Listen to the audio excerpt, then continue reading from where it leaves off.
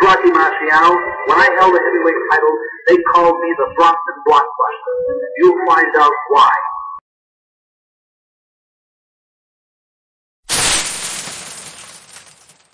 Now, I don't, as a rule, get involved in these discussions regarding Rocky versus any other heavyweight in history, but after watching the recent Usyk-Joshua fight, I thought I'd have my say for what it's worth.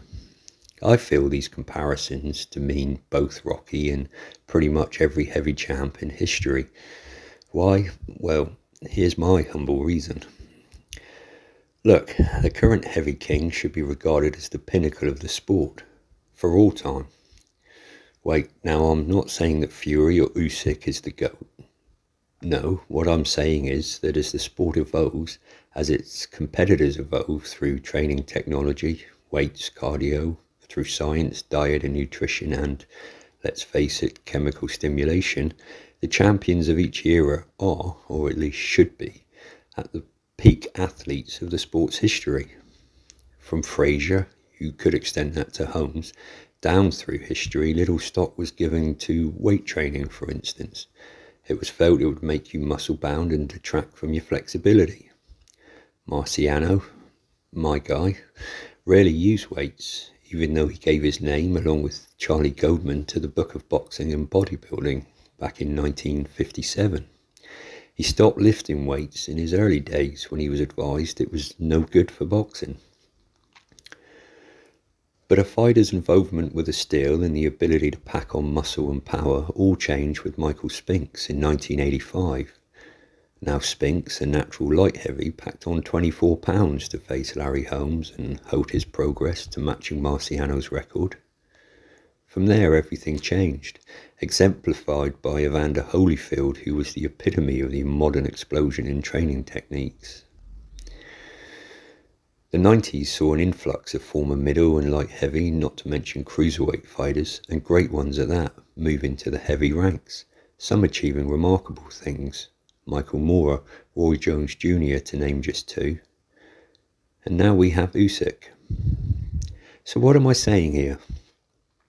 Well, essentially, whenever the discussion about Rocky comes up, it's an unfair one. Why? Simple. We tend to pull the 1955 Rocky, the Rocky from his era when he was at the peak of what a fighter of that era's training knowledge could be. Sure, a 13.5 stone Rocky who chopped wood, ran mile after mile on the road, hoisted rocks and threw punches in his swimming pool, whose only real resistance equipment use was the trusted pulley on the wall shoulder developer that had been around since at least Dempsey, would be at a size disadvantage to pretty much every champion since. But to make a true comparison, I like to use the time machine theory. Pluck Rocky or any great from the past at their peak as champion, place them in this era. Give them 6 months with the kind of training knowledge that helped Usyk, Moore, Holyfield, Jones Jr. before him, even Spinks, pack on weight to compete as a heavy, and then make the comparison. Rocky wouldn't be 13.5 then, he'd be bigger, stronger, conditioned to go 15 rounds. Man, now that would be something. Sure, it's all ifs and buts, but it's no more than the constant belittling of not just Rocky, but a lot of former champs who didn't have the knowledge of nutrition, supplements and resistance training available over the last 30 years. Ask yourself then, if Holyfield and the others mentioned could make the step up, who could stop the Brockton boy?